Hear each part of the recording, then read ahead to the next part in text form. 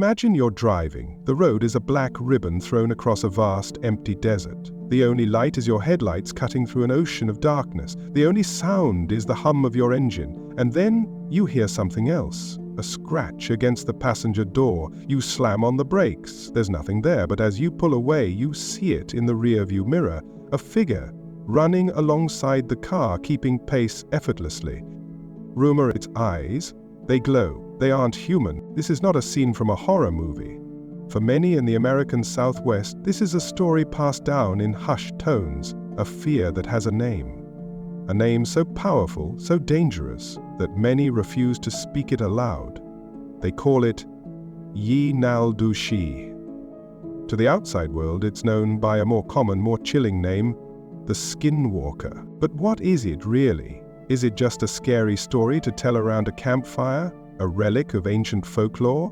Or is it a tangible evil, a human being who has sacrificed their own soul for the power to become a monster? For centuries, this question has been the ultimate taboo. Now we will deconstruct that taboo.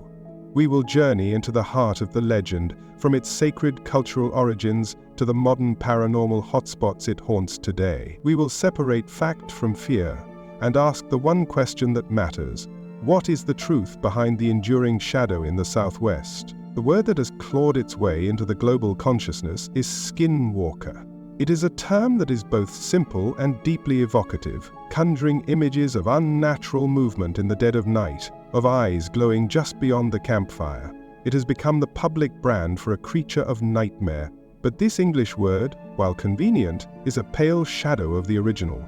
It is an outsider's label, an attempt to categorize something that, for the people whose culture it belongs to, defies easy categorization.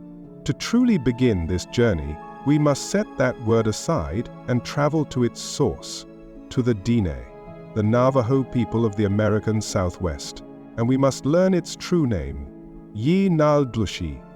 Let us break down that name, for within its very syllables lies the core of the horror. Yi Nal Du Shi. The Diné language is complex, descriptive, and verb-oriented. The phrase is not a noun in the way that monster or creature is. It is a description of an action. Yi means with it, referring to an object, in this case an animal skin. Nal Du Shi translates to he, or it, goes on all fours. So the full literal meaning is, with it he goes on all fours.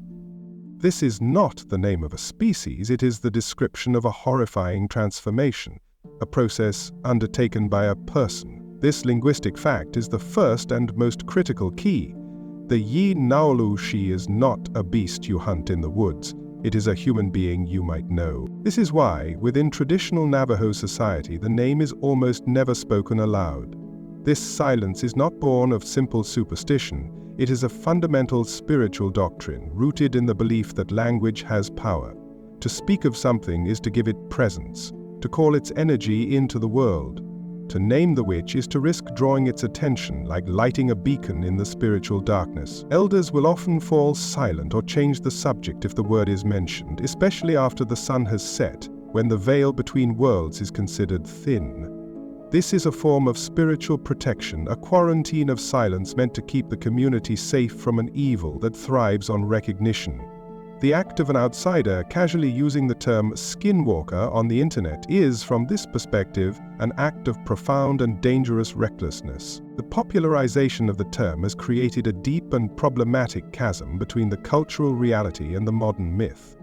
In online forums, on paranormal television shows, and in horror fiction, the Skinwalker has been warped into a generic cryptid, often conflated with the Wendigo of Algonquin lore, or depicted as a specific type of monster with a deer skull for a head. It has become a catch-all for any unnerving experience in the wilderness, for any strange animal sighting. This dilutes and disrespects the original belief. It transforms a specific human-centric evil, a witch who has committed the ultimate taboo, into a simple monster. It strips the story of its most terrifying element, its humanity. The Yi Nal Du Shi is the most feared agent of what the Diné call Adanti Ini, or witchcraft.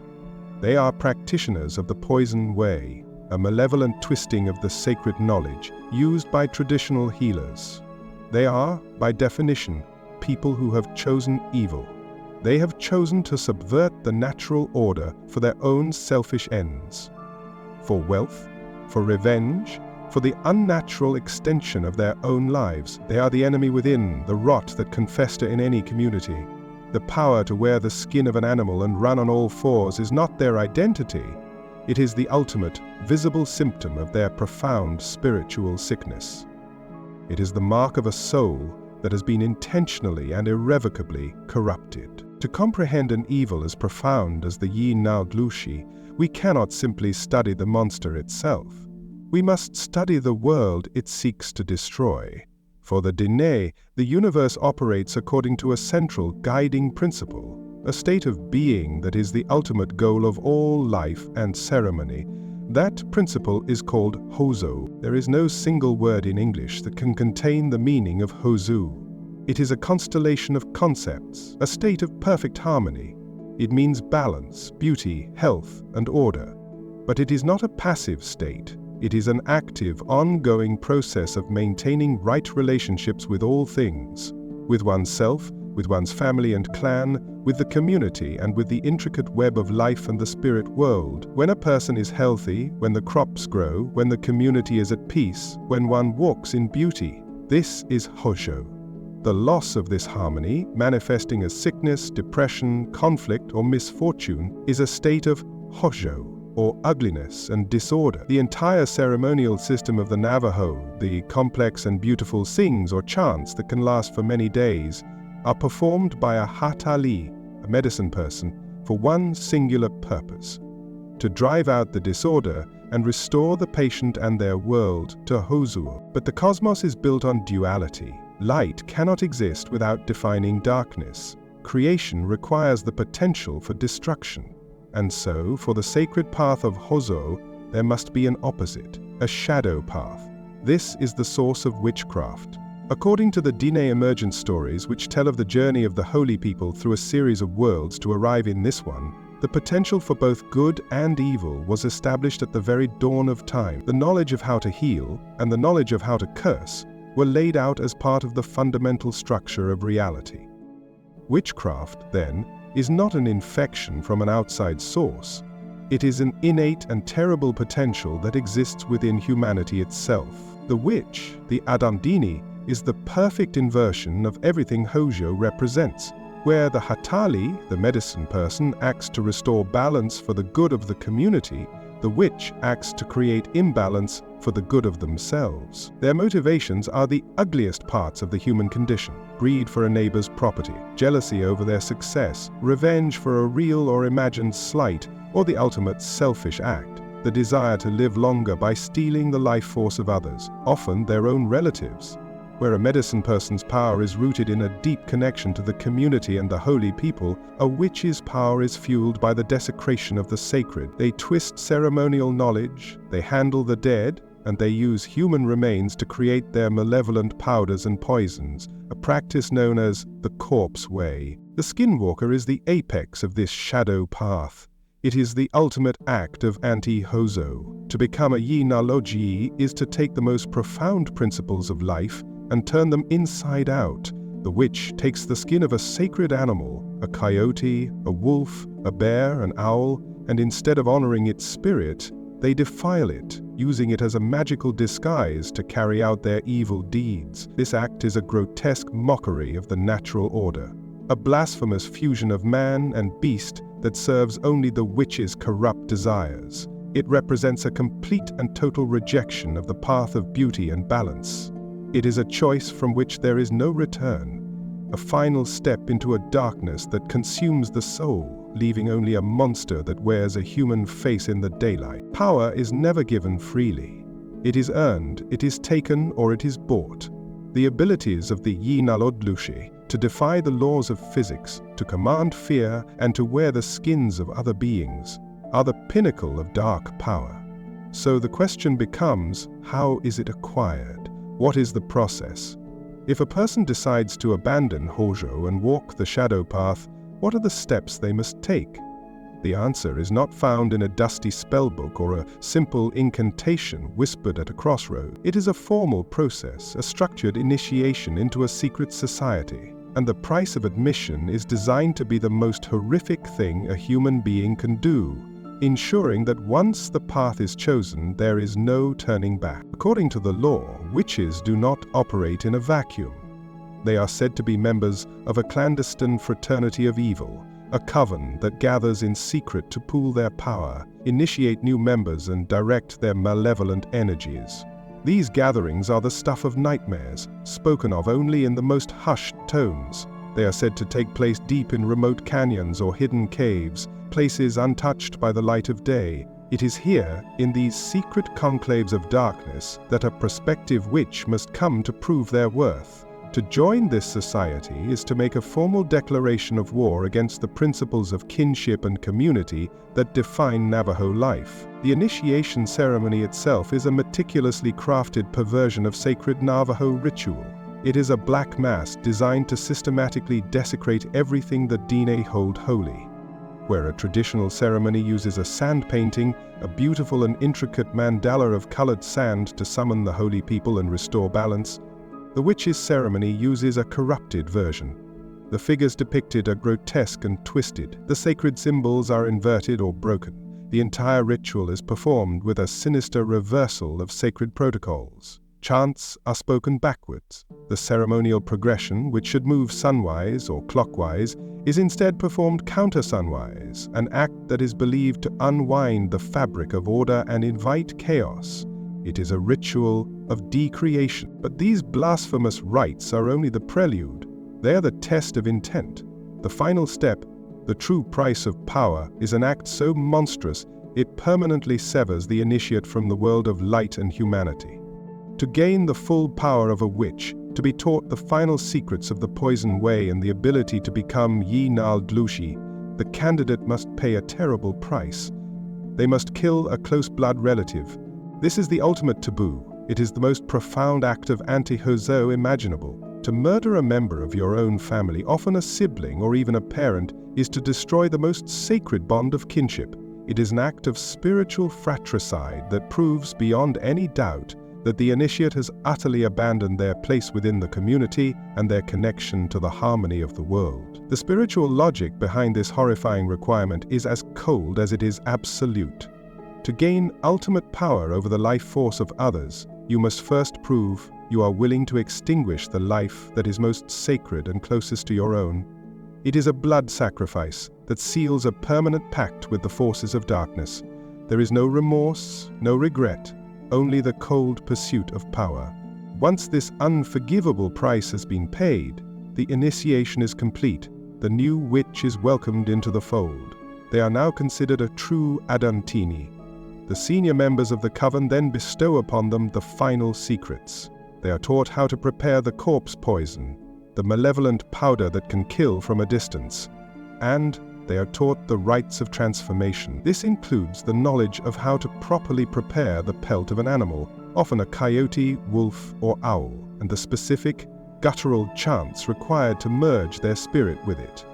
The first transformation is said to be an agonizing, bone-breaking process, a final, violent shedding of the last vestiges of their human form. They have paid the price. They have murdered their own kin, desecrated the sacred, and broken their own body and soul. And for this, they are rewarded with the power to walk on all fours, a monster hiding in plain sight. The power to become a Yenadloshi is not a seamless, elegant metamorphosis. It is not the clean, instantaneous shift seen in modern fantasy films. The lore describes something far more visceral, more horrifying. It is a process born of desecration and agony, a violent physical ordeal that mirrors the spiritual corruption of the witch. The transformation is the ultimate expression of their power, and every aspect of it, from the choice of form to the mechanics of the change, is steeped in a malevolent purpose. It begins not with a thought, but with an object, a specially prepared animal pelt. This is not the respectfully tanned hide of a hunter. The skin used by a witch is an artifact of evil, acquired and treated through profane ritual. It is believed that the animal must be killed in a way that violates sacred hunting protocols.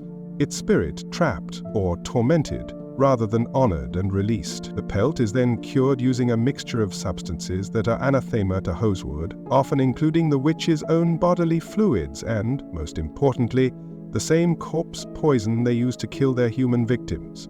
This imbues the skin with a dark, unnatural power. It ceases to be a simple hide and becomes a magical focus, a key that unlocks the door between man and beast. The witch does not merely wear the skin, they merge with it, inviting its animalistic nature into the vessel of their corrupted human soul. The actual moment of transformation is said to be a grotesque spectacle. It is a wrenching, bone-breaking process. Those who claim to have heard it describe the sound of popping joints and tearing ligaments, a wet, sickening symphony of a human anatomy being forcibly rearranged. The witch contorts, their spine elongating, their limbs twisting into new configuration. It is a physical manifestation of their spiritual choice, a painful, unnatural shedding of their humanity to embrace the form of a beast. This agony is not a side effect, it is part of the ritual, a necessary component of the dark magic that fuels the change. The choice of animal is never random. The witch selects a form that best suits their malevolent intent, borrowing the creature's innate strengths. The most common and feared form is that of the coyote. In Diné cosmology, the coyote is the ultimate trickster, a being of immense cunning, chaos, and intelligence that often blurs the line between the sacred and the profane. To wear the coyote's skin is to become a master of stealth, deception, and psychological terror. The wolf is another favored form, chosen for its raw power, its ferocity, and its association with pack hunting, a terrifying prospect when considering witches are believed to operate in covens, for tasks requiring immense brute force. To break down a door or attack livestock, the witch may choose the form of a bear, embodying its sheer, unstoppable strength. And for espionage, for spying on victims or delivering a curse from above, the chosen form is the owl. The owl is a creature of the night, a silent flyer with supernatural vision. In Navajo culture, the owl is already a harbinger of death and ill fortune. An owl that perches on a hogan or speaks with a human voice is considered one of the most terrifying signs that a witch is present and active. Each form is a weapon, a tool selected from nature's arsenal and twisted to serve an evil purpose. Crucially, the transformation is almost never perfect. This is a core element of the lore, a consistent detail in eyewitness accounts. The witch is a perversion of nature, not a master of it, and their disguise always contains a flaw, a telltale sign of the human monster beneath. The most frequently reported imperfection is the eyes. They do not look like the eyes of an animal. Instead, they are said to glow with an internal fiery light, a smoldering orange or red that is chillingly, recognizably human in its intelligence and malice. The creature's gait is also often described as unnatural, a coyote that runs with a slightly too long stride, a wolf that moves with a strange loping motion that betrays a human skeletal structure beneath. Sometimes the sounds it makes are wrong, a bark that ends in a human-like cough, a howl that carries the cadence of a scream. These imperfections are the uncanny valley of the supernatural. They are the cracks in the mask that reveal the true shape of fear, a human being, twisted by greed and hatred, wearing the stolen skin of a beast as a tool of terror. Witchcraft in the Navajo worldview is not merely an evil intention or a malevolent thought. It is a dark technology, a craft with its own set of tools, materials, and horrifying procedures. Just as a hatali, a medicine person, employs sacred objects to restore hozo, using corn pollen to bless, prayer sticks to communicate with the holy people, and intricate sand paintings to recreate cosmic order, the witch, the Adanti-ini, employs a profane arsenal to achieve the exact opposite. Their goal is the systematic dismantling of life, health, and harmony, and their methods are a horrifying inversion of the sacred. This dark craft is centered around three interconnected pillars: the curse, the poison, and the foundational methodology that fuels them both, the corpse way. The most fundamental tool of the witch is the curse itself. This is not a simple utterance of ill will, it is a focused, weaponized projection of spiritual disorder. These curses can be delivered through several terrifying means. The most direct is through the witch's gaze. It is believed that a powerful witch can inflict harm simply by looking at a person with focused, malevolent intent, projecting their will directly into the victim's spiritual being. This is the root of the belief in the evil eye, a concept found across many cultures but given a particularly sinister weight in this context. It is an invisible assault, leaving the victim feeling suddenly unwell, drained, or inexplicably anxious, with no understanding of the spiritual attack they have just endured. More complex curses require a physical link to the victim, a principle of sympathetic magic. The witch will seek to obtain something that carries the victim's essence: a strand of hair, a fingernail clipping, a piece of clothing, saliva from a discarded cup, or even, most disturbingly, dust collected from their footprints. This object acts as a spiritual surrogate. The witch takes this personal item to a secret, unholy place, a cave, a remote canyon, or the site of a tragic death, and performs a ritual of desecration upon it. The object might be buried with rotting meat, pierced with thorns, or wrapped in a piece of cloth taken from a corpse. As the object decays or is tortured, so too is the victim's spirit and body. They will sicken, suffer accidents, or descend into madness, their life force intrinsically tied to the fate of their stolen essence. This method is particularly insidious, as it allows the witch to attack from a distance, the victim completely unaware of the profane ritual unfolding against them. However, the most infamous and powerful tool in the witch's arsenal is a physical substance, a legendary poison known as anti, or corpse poison. This is the witch's signature weapon, and its creation is the centerpiece of their most taboo practice, the corpse way. In traditional Navajo culture, the dead are treated with a mixture of respect and profound fear. Contact with a corpse, or even the home where a person has died, is considered spiritually contaminating. It creates a state of hozo, of disorder, that can cause sickness and misfortune. A person who has contact with the dead must undergo extensive multi-day purification ceremonies to restore themselves to hozo. The witch does not avoid this contamination, they seek it, they embrace it. The corpse way is the deliberate ritualistic harvesting of the dead for magical power. It is the ultimate act of anti-hozo, turning the sacred process of death into a resource for evil. The creation of corpse poison begins with a monstrous act of desecration. The witch must locate a grave, often choosing the burial site of someone who died a violent death, or, most horrifically, the grave of a child, specifically an infant or a twin, as their spiritual energy is considered uniquely potent. Under the cover of darkness, they unearth the body. This act alone is a profound violation of cosmic law. They then harvest the materials they need. This includes ground bone, desiccated flesh, and, most importantly, the skin from the fingertips and the back of the head. These components form the base of the poison, but the recipe is a vile alchemy, a mixture of death and other potent symbols of corruption. To the human remains, the witch will add other ingredients: venom from a rattlesnake or scorpion, toxic plants known to cause paralysis or madness, and ground obsidian, a substance tied to the legendary weapons of the hero twins, but here twisted for a profane purpose. These ingredients are ground into a fine, almost invisible powder. The process is a ritual in itself, performed in a hidden location while reciting backward prayers and profane chants that are a mockery of sacred healing ceremonies. The finished product, the corpse poison, is a weapon of devastating spiritual potency. Its method of delivery is as terrifying as its composition. The most common technique is for the witch to use a hollowed-out tube, sometimes said to be a human femur, as a blowgun. They will sneak up to a victim's home at night, often in their animal form, and puff the dust through a window screen, under a door, or directly into the face of a sleeping person. It can be sprinkled onto food, onto the seat of a car, or onto a saddle.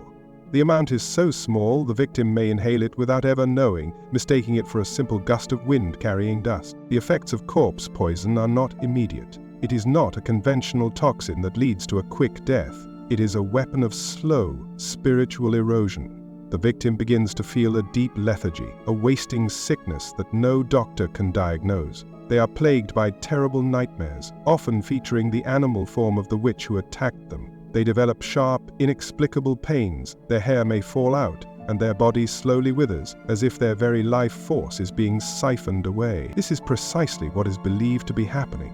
The The poison creates a spiritual link, a conduit through which the witch can drain the victim's vitality, prolonging their own life and increasing their own power.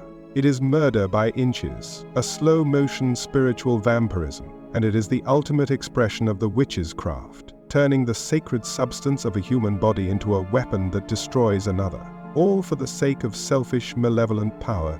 The most profound terror, inspired by the Yinad Lushi, does not come from the creature that stalks the night, but from the human being who walks in the day. The witch, the Adantinii, is not a demon from some other dimension. They are a cancer within the community. They are your neighbor, your co-worker, perhaps even a distant relative. They have a name, a family, and a face that is familiar.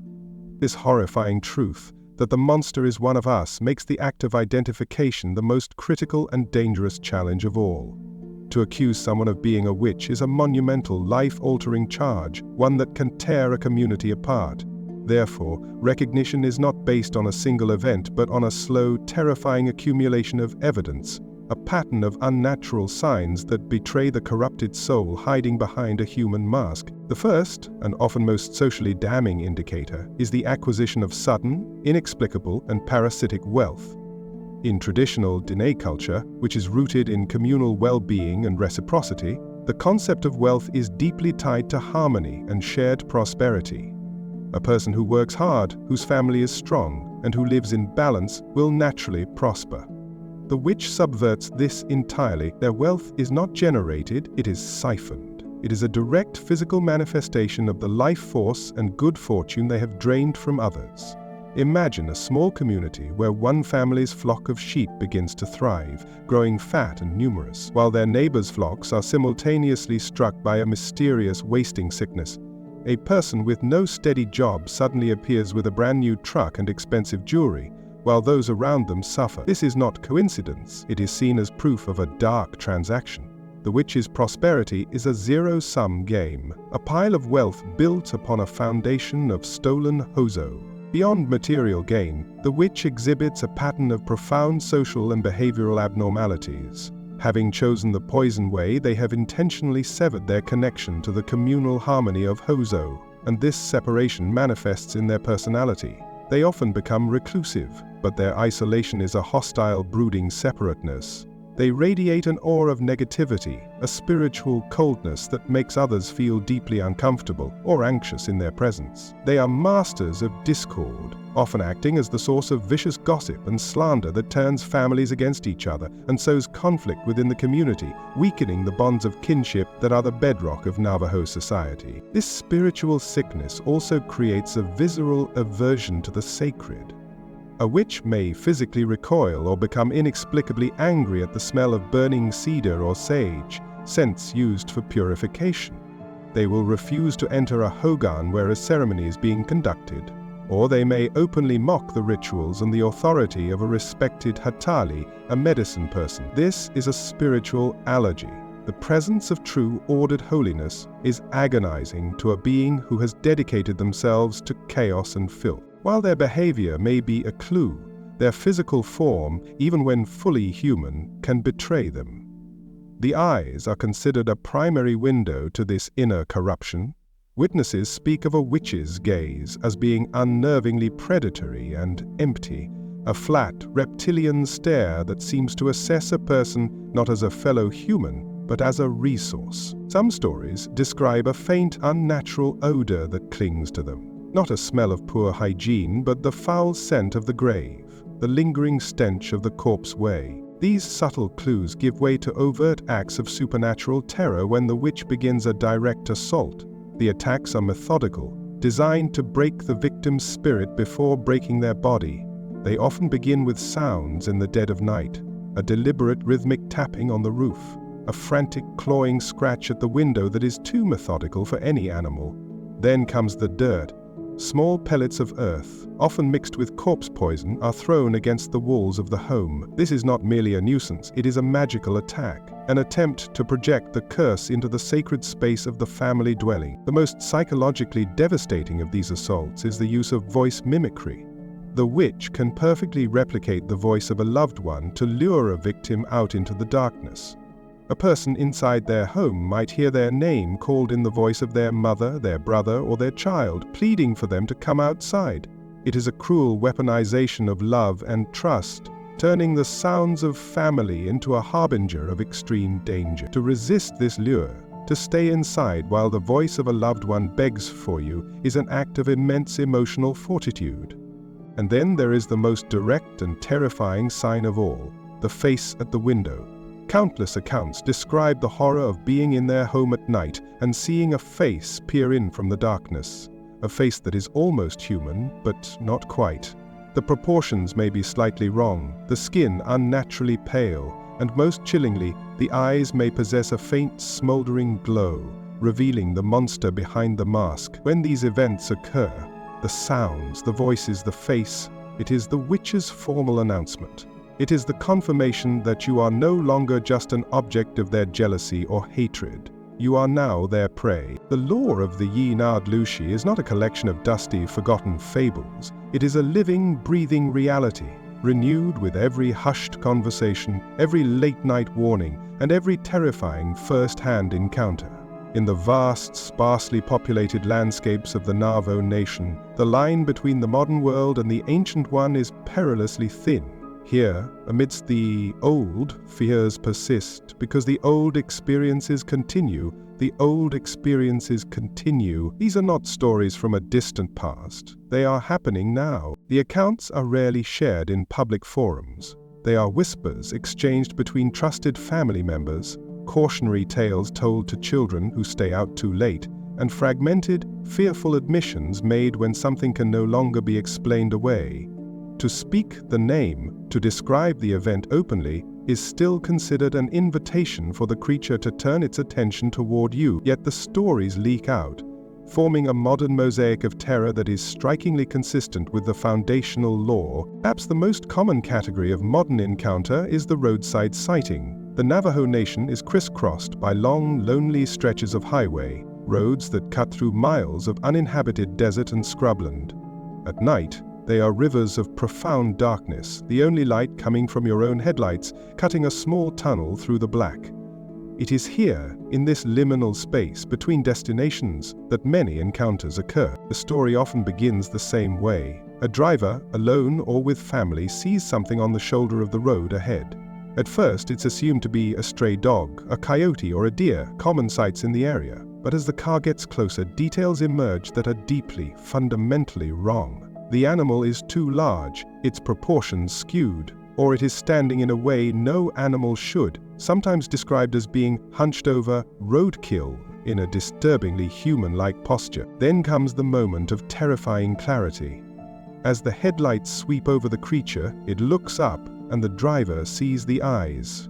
They are not the reflective, greenish-yellow pinpricks of a normal nocturnal animal caught in a beam of light.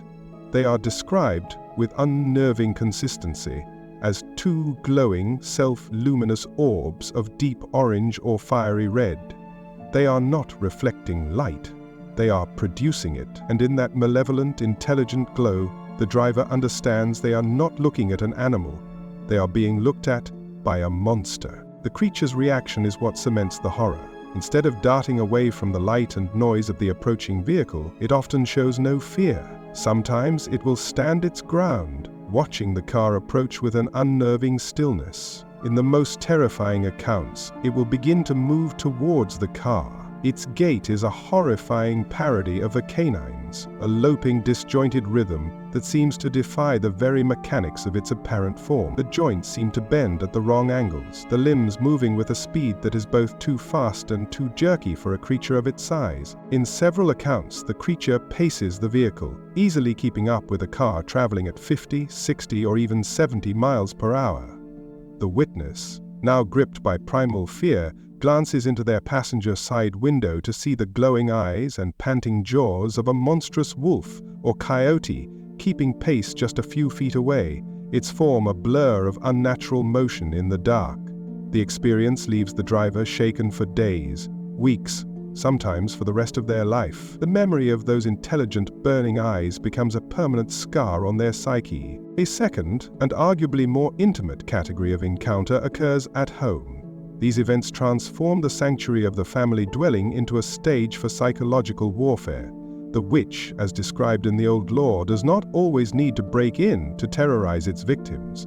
Its very presence outside the home is an act of aggression. It begins with sounds, a soft, rhythmic tapping on the roof directly above a bedroom. It is too deliberate for a branch, too light for a person. It is the sound of something patient, something waiting. Then comes the scratching at the window screens, a dry, rasping sound of claws methodically testing the barrier between inside and outside. Families describe huddling together in a single room, listening to these sounds for hours, the mundane reality of their home dissolving into a scene from a nightmare. The auditory assault often escalates. Witnesses report hearing their names called from the darkness outside, whispered in a voice that is a chillingly perfect imitation of a family member. A child might hear their mother calling them to come open the door, while their real mother is sitting right beside them, her face pale with terror. This cruel trick is designed to shatter trust and amplify fear, turning the very sound of a loved one's voice into a weapon. In some cases, the witch escalates from sound to sight. A family member will glance at a window and see a face looking in, a pale, distorted human face with the same glowing, malevolent eyes seen in the roadside encounters. It appears for only a moment before vanishing back into the darkness, but the image is seared into the witness's memory. The message is clear: you are not safe, not even here. The aftermath of these encounters, whether on the road or at home, is as significant as the events themselves. Victims speak of a profound sense of spiritual violation. They are plagued by nightmares, a persistent feeling of being watched, and a deep, unshakable anxiety. The world no longer feels safe. The darkness at the edge of the porch light is no longer empty. These modern accounts, shared in hushed tones across the reservation, serve a vital purpose. They are a constant, terrifying reminder that the world is more complex and dangerous than the modern mindset allows. They reinforce the old teachings and the importance of living in Hojo, of respecting taboos, and of being wary of those who display the telltale signs of corruption. The whispers are not just ghost stories. They are contemporary intelligence reports from an ongoing, undeclared war between harmony and chaos. A war fought on lonely highways and at the windows of family homes, night after terrifying night. For centuries, the stories of the Ye-Nald Lushi remained where they began, as hushed whispers on the reservation, as a deeply ingrained cultural fear, and as a phenomenon largely unknown to the outside world.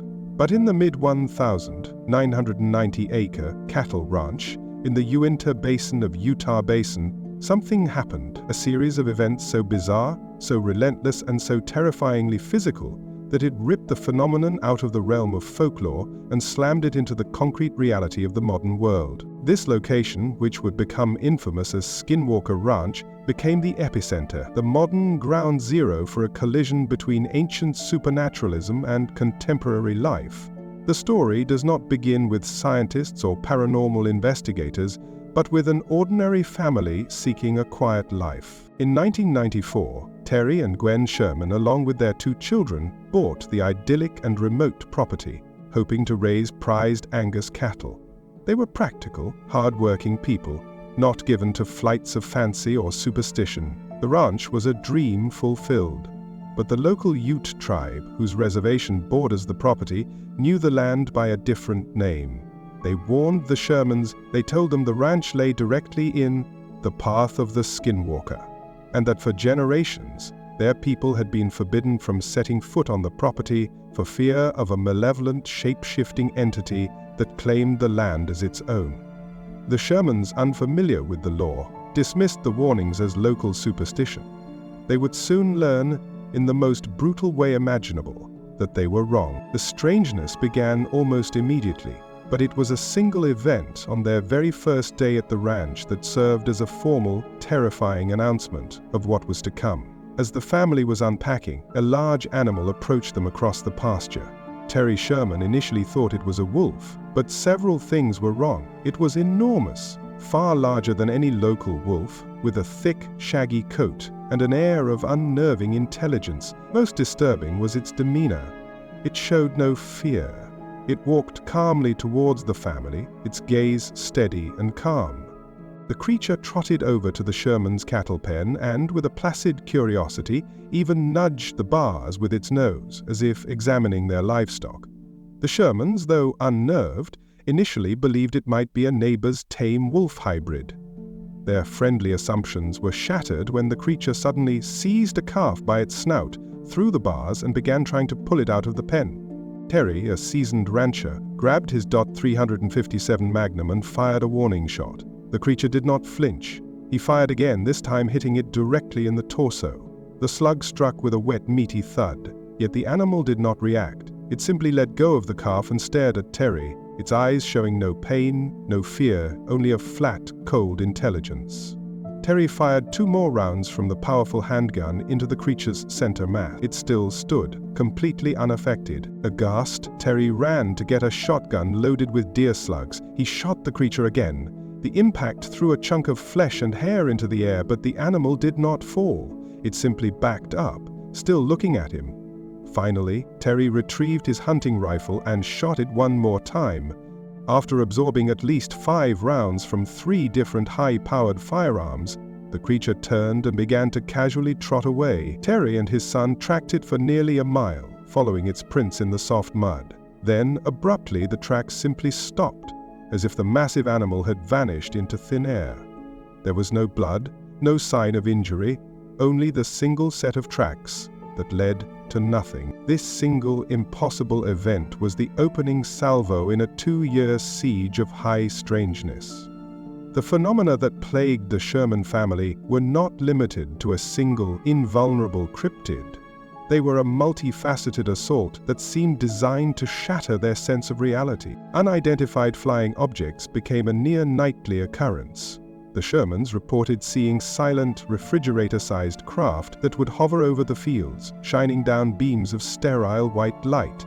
More common were orbs of light, described as being blue, red, or white, that would dart around the property with impossible speed and agility, sometimes appearing to play games of tag with each other. Terry Sherman described seeing what looked like a portal open in the sky, a hole of brilliant shimmering orange light from which these orbs and other craft would emerge and disappear. The terror followed them inside.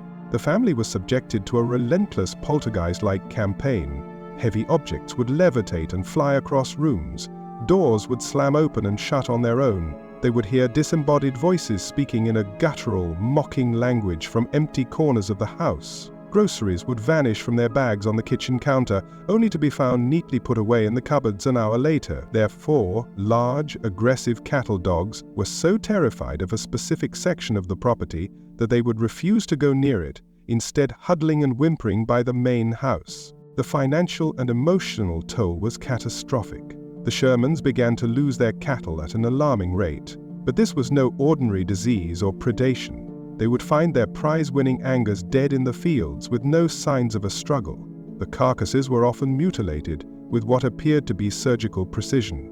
Large sections of flesh would be carved out, organs removed, and the blood completely drained, all without a single drop being spilled on the surrounding ground. There were never any tracks, animal or human, around the dead cattle. It was as if they had been lifted, mutilated, and then placed gently back on the ground. By 1996, the Sherman family was broken. Financially ruined by the loss of over a dozen cattle and psychologically exhausted by the constant, unexplainable terror, they put the ranch up for sale. Their story, initially reported by a local Utah journalist, attracted the attention of a Las Vegas real estate mogul and aerospace billionaire named Robert Bigelow, who had a deep and abiding interest in the UFO phenomenon and the possibility of life after death. The Sherman Ranch was no longer just a cursed piece of land. It had become a living laboratory, a place where the ancient tales of the Skinwalker had manifested with such undeniable physical evidence that it could no longer be ignored.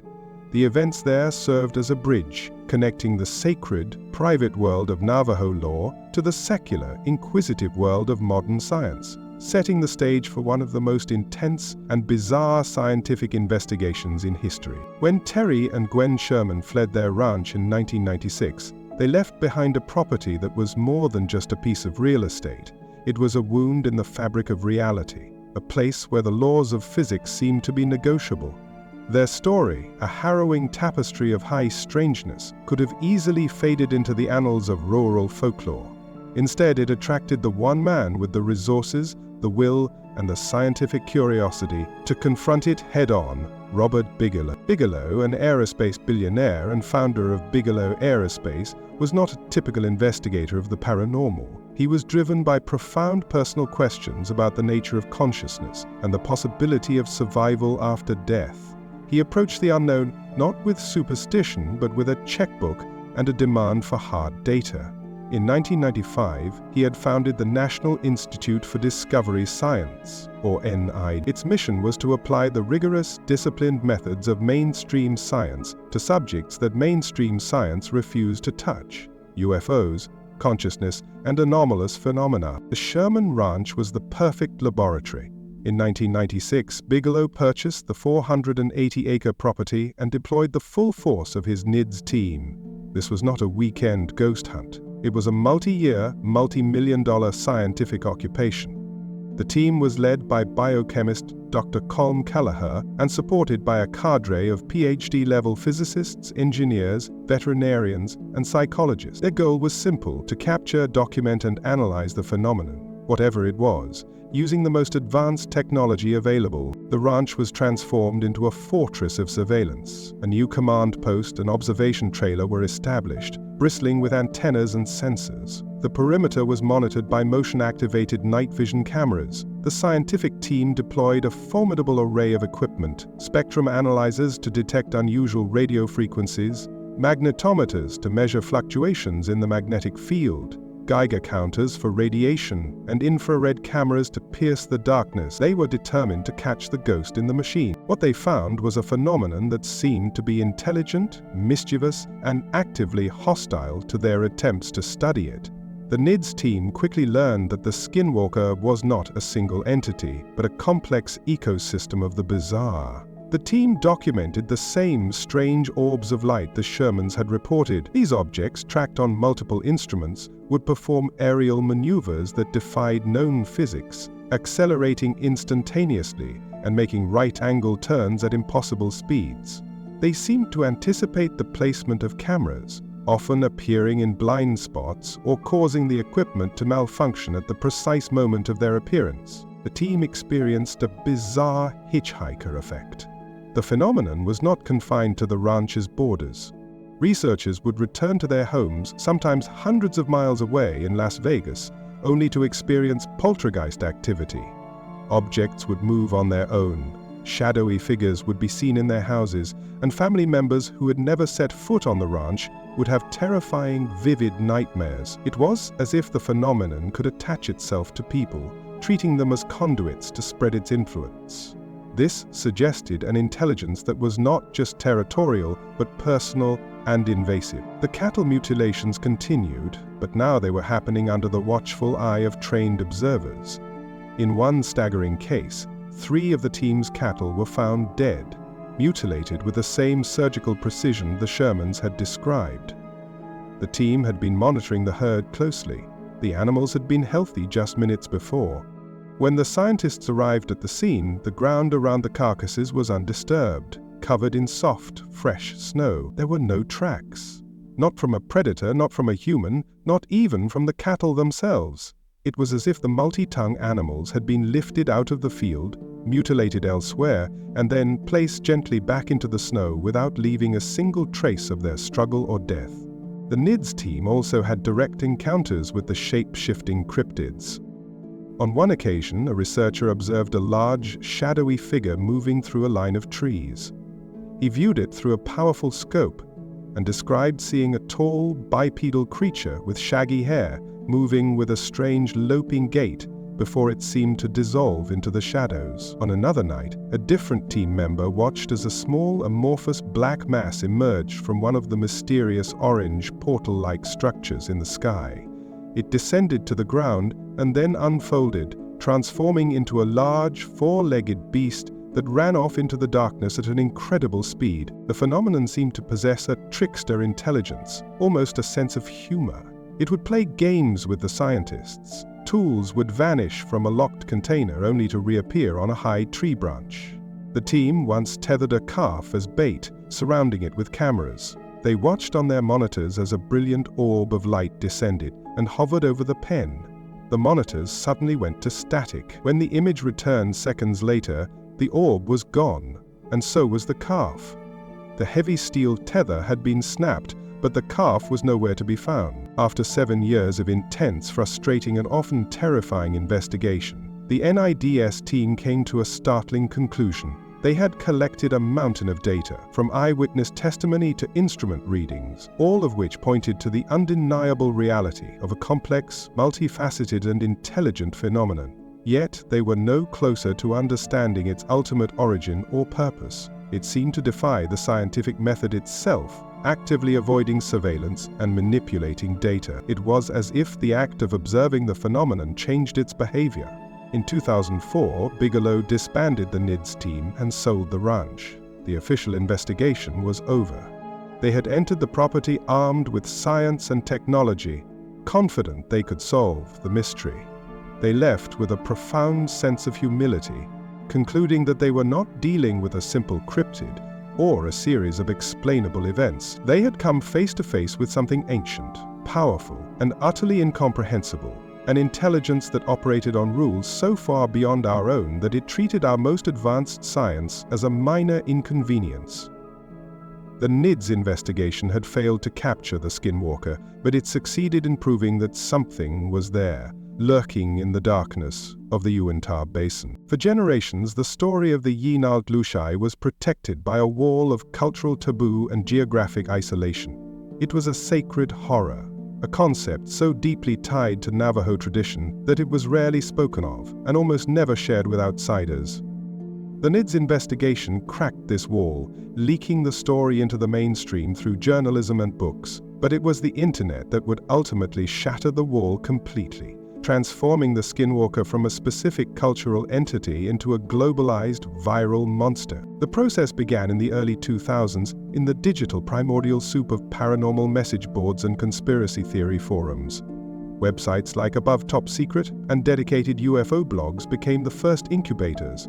Here, the story of the Sherman Ranch and the NIDS investigation was dissected, debated, and retold. Early adopters were fascinated by the blend of scientific inquiry and high strangeness. The story had credibility. It wasn't just a campfire tale, it was backed by a billionaire and PhD scientists. This initial phase was largely faithful to the source material. The discussions centered on the specific events at the ranch: the bulletproof wolf, the UFOs, the cattle mutilations, and the hitchhiker effect.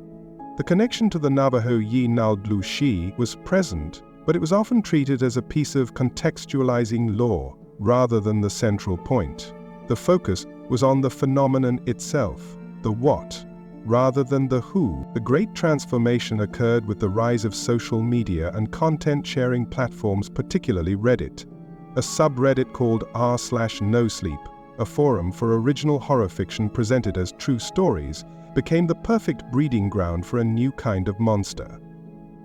The Skinwalker was about to be remade in the internet's own image. In the world of online horror, nuance is often the first casualty.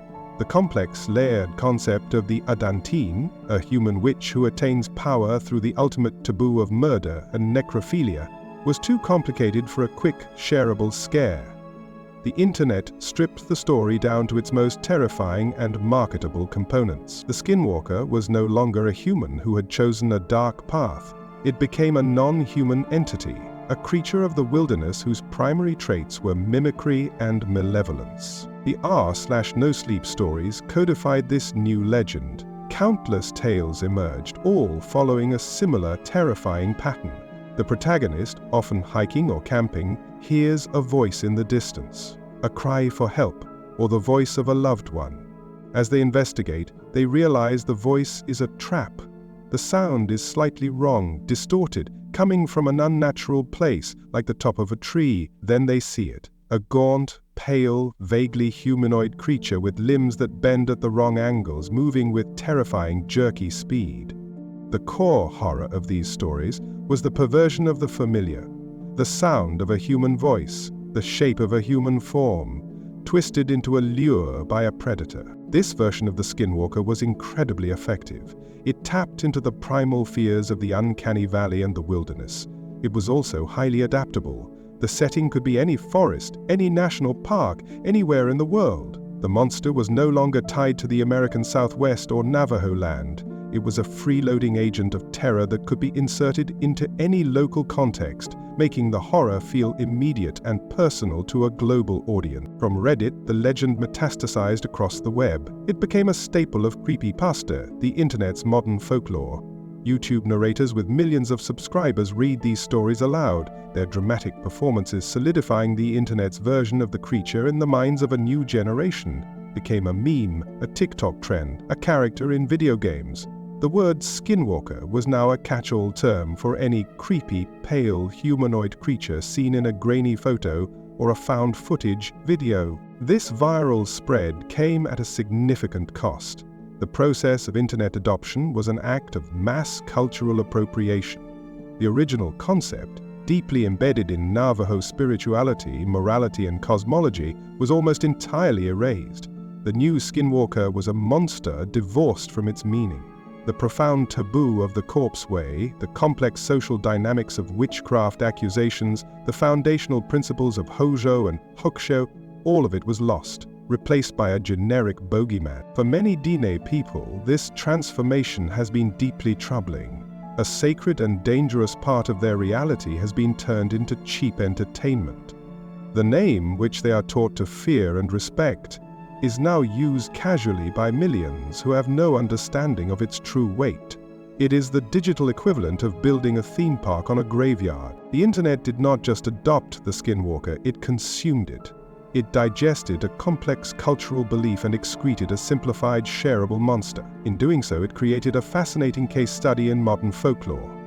It demonstrated how a story can be stripped of its context, amplified by technology, and broadcast to the globe, becoming more famous but less understood than ever before. The shadow that once lurked only in the deserts of the Southwest now lurks in the shared consciousness of the entire digital world. We have journeyed through the dark canyons of lore, listened to the terrified whispers of eyewitnesses, and stood at the gates of a wrench, besieged by the impossible. The narrative of the Skinwalker is a powerful one, expertly crafted to evoke a primal, bone-deep fear. But to truly understand a phenomenon, we must be willing to view it from all angles. We must, for a moment, step out of the darkness and into the cold, hard light of skepticism. This is not an act of dismissal, but one of critical inquiry. The goal is not to mock belief, but to ask a different question. Is it more likely that the laws of physics are being violated on a nightly basis, or that the known and often strange laws of human perception and psychology are at play? The most fundamental argument from the skeptic's perspective is the principle of misidentification. The American Southwest is not an empty landscape. It is teeming with life, much of it nocturnal, elusive, and easily misinterpreted in the dead of night. Consider the coyote, a master of vocalization capable of producing a wide range of yips, howls, and even sounds that can be mistaken for a human scream. Now imagine that coyote is suffering from sarcoptic mange, a parasitic infection that causes its fur to fall out, its skin to become pale and leathery, and its body to grow gaunt and emaciated. To a driver on a lonely road, a brief glimpse of such an animal, hairless, with strange proportions and an unnatural gait, could easily be perceived as a monster. Other animals contribute to the mosaic of misidentification. A black bear, startled and rising up on its hind legs, can appear shockingly humanoid in silhouette. A mountain lion, powerfully built and moving with silent grace, can be a terrifying and ambiguous shape in the periphery. Even an owl, a creature deeply connected to the supernatural in many cultures, can be a source of confusion. Their large, forward-facing eyes create an unnervingly intelligent stare, and when caught in headlights, they can appear to glow with an internal luminescence. Their silent flight can make them seem to appear and disappear out of thin air. Beyond animals, there is the undeniable factor of human agency. The idea of a person dressing in an animal's skin to terrorize others is not just a skeptical theory. It is a documented reality in various cultures and historical periods. A local prankster, aware of the deep-seated cultural fear of the Skinwalker, could easily exploit it, creating sounds or brief appearances designed to prey on the anxieties of their neighbors. However, the skeptic's lens reveals that the most powerful monster is often the one that resides within our own minds. Our brains are not passive recorders of reality, they are active interpreters, constantly trying to make sense of incomplete information. This process is heavily influenced by our beliefs, expectations, and emotional state. This is known as top-down processing. What we expect to see heavily influences what we actually see. If you are raised in a culture that has a rich, detailed lore about a specific type of monster, you are psychologically primed to interpret any ambiguous stimulus, a strange sound, a fleeting shadow, through that specific cultural filter, is amplified by the profound psychology of fear. When we are afraid, our fight or flight response kicks in, adrenaline floods our system, our heart rate increases, and our senses go on high alert. This state of hyperarousal can severely distort our perception of time, distance, and sound. It also activates a cognitive bias known as agency detection. From an evolutionary standpoint, it has always been safer to assume that a rustle in the bushes is a predator rather than just the wind. We are hardwired to detect intention and intelligence, even where none exists. In the dark, on a lonely road, our brain is not a reliable scientist. It is a terrified survivor, ready to see a monster in every shadow. And what of Skinwalker Ranch, the supposed ground zero of verifiable proof? A skeptic would argue that the ranch is not a story of a single, coherent supernatural entity, but rather a case study in narrative construction. The Sherman family undoubtedly experienced a series of distressing and unusual events. However, these could have been a string of unrelated phenomena, a series of cattle deaths from unusual natural causes, encounters with mundane but strange-looking animals, the presence of local pranksters, and perhaps even geological activity in the Uinta Basin, which is known to produce strange lights and sounds. Under immense stress and primed by local folklore, the family may have unconsciously woven these disparate events into a single terrifying narrative of a supernatural siege. The NID's investigation, for all its scientific hardware, failed to produce a single piece of verifiable, peer-reviewed evidence that could withstand outside scrutiny. Much of what we know comes from anecdotal accounts and books written for a popular audience, not from scientific papers. The phenomenon seemed to always avoid the cameras. The data recorders always seemed to malfunction at the critical moment. A skeptic would call this not a sign of a paranormal intelligence, but a classic sign of a non-falsifiable claim, a story that could never be truly proven or disproven. From this perspective, the Skinwalker is not a physical creature that defies the laws of nature. It is a powerful confluence of misidentification, the social power of folklore, and the deep, distorting wiring of the human brain under duress. The fear it generates is absolutely real. The terror felt by an eyewitness is genuine. But the source of that terror may not be in the shadows of the desert, but in the complex and often fallible architecture of the human mind. To dismiss the Skinwalker as mere misidentification or a trick of the light is to miss the most important part of the story. If we move beyond the question of whether the creature is physically real, we can begin to ask a much more profound and revealing question. What is the function of this belief? The answer reveals that the Yi-Nal-Dlushi is far more than a simple bogeyman. It is a social monster, a complex and powerful mechanism for maintaining order, explaining misfortune, and navigating conflict within the community. At its core, the belief in witchcraft, in cultures all over the world, is a system of social control. It is a way for a society to define what is acceptable and what is not. Consider the traditional Navajo values embodied in the concept of Hozo: harmony, balance, community, and reciprocity. Now, look at the telltale sign used to identify a witch: sudden, inexplicable wealth that seems to be siphoned from others, a reclusive and antisocial demeanor, a tendency to sow discord and gossip, a mockery of sacred traditions.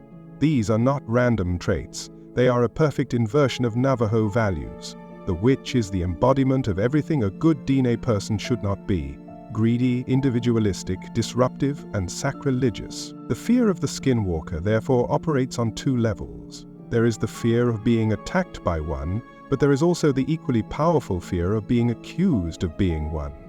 This fear acts as a powerful incentive for individuals to conform to social norms.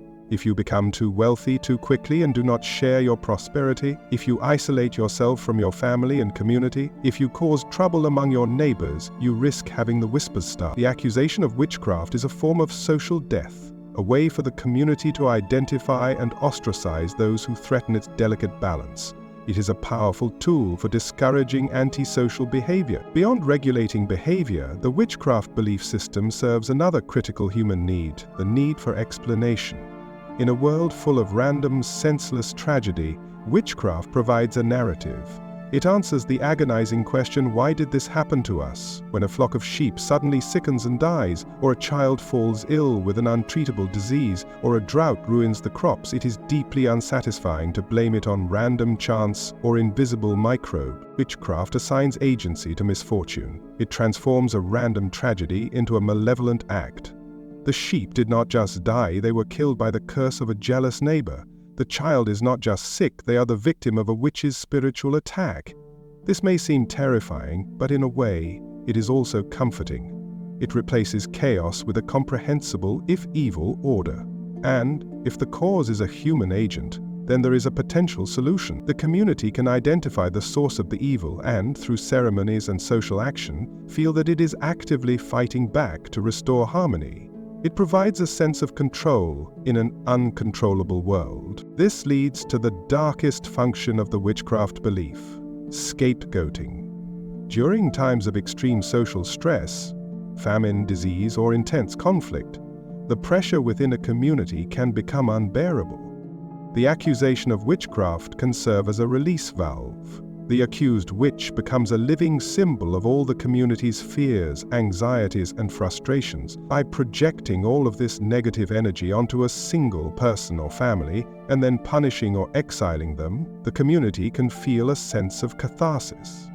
It feels as though it has purged the evil from its midst, creating a renewed sense of unity and purpose, even if it comes at a terrible cost to the individual who was scapegoated. This dynamic is not unique to the Navajo. It is a pattern seen throughout human history, from the witch trials of medieval Europe to modern-day political purges. It is a dark but recurring feature of human social dynamics. In the modern era, the Skinwalker has taken on new meaning as a social monster. As Navajo communities grapple with the immense pressures of poverty, cultural erosion, and the challenges of integrating tradition with modernity, the Skinwalker can become a potent symbol for these corrosive outside forces. The witch, in this context, is the person who has abandoned the old ways, who has embraced the selfish individualism and materialism of the outside world, and who uses this dark magic to prey on their own people. The Skinwalker story becomes a way of talking about the anxieties of cultural survival itself. Understanding the Skinwalker as a social monster does not diminish its power, it deepens it. It shows us that the true horror of the story is not necessarily about a shape-shifting creature in the night. It is about the very real human dramas of jealousy, greed, social conflict, and the terrifying potential for darkness that resides not in some external monster, but within the human community itself. Our journey is at its end. We began in the darkness, with a name that should not be spoken. We traced its roots to the heart of Navajo cosmology, to the delicate balance of Hozo and the corrupting promise of the Poison Way. We examined the monster's flesh and bones, the law of its transformation, the tools of its evil, and the terrifying signs of its presence. We listened to the modern whispers on the reservation, stood on the cursed ground of the Sherman Ranch, and watched as science itself was baffled by a phenomenon that refused to be measured. We saw the story escape its cultural confines, becoming a viral monster on the internet.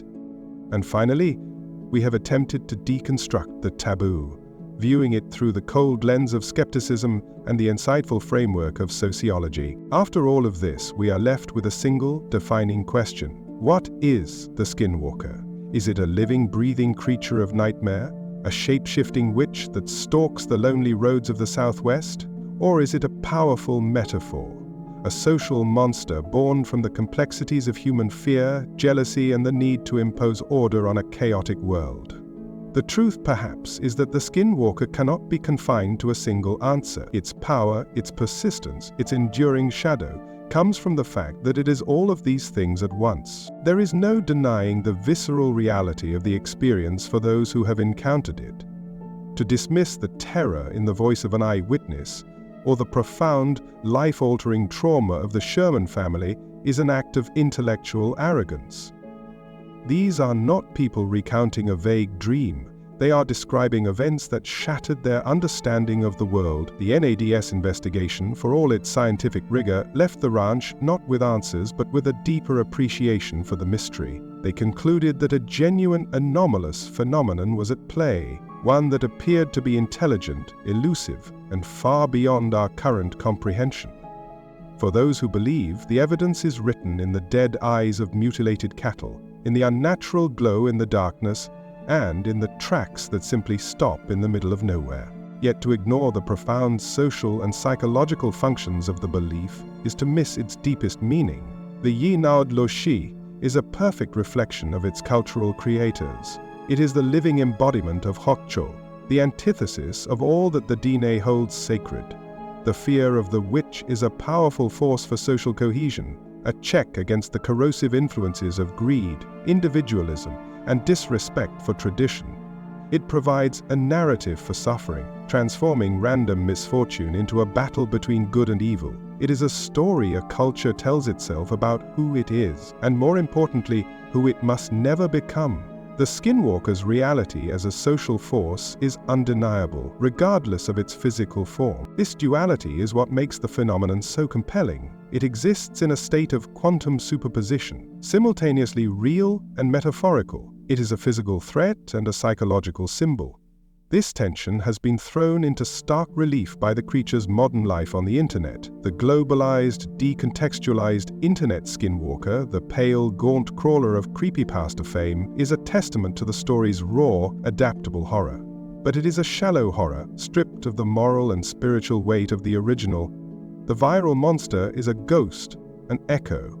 The true entity, the Adantini, remains where it has always been, deeply embedded in the land, the language, and the worldview of the Dida people. So, where does that leave us? It leaves us in the twilight, in the space between the known and the unknown, which is where all true monsters are born. The enduring power of the Skinwalker legend is not that it provides us with a monster to fear, but that it forces us to confront uncomfortable truths. It reminds us that the world may not be as orderly as our science tells us it is. It reveals the dark and complex ways that human societies police themselves and make sense of their place in the cosmos. Most unsettling of all, it reflects the ultimate horror that the monster we fear the most is not the one that comes from another dimension or from the depths of the wilderness. The most terrifying monster is the one that looks like us, the one that was once a part of our community, who knows our name and the sound of our mother's voice,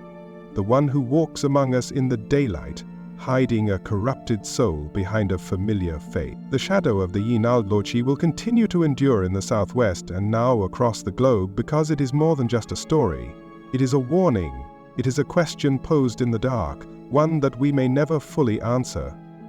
It asks us to look at our neighbor, to look at our community, and ultimately to look within ourselves, and wonder what darkness might be hiding just beneath the surface.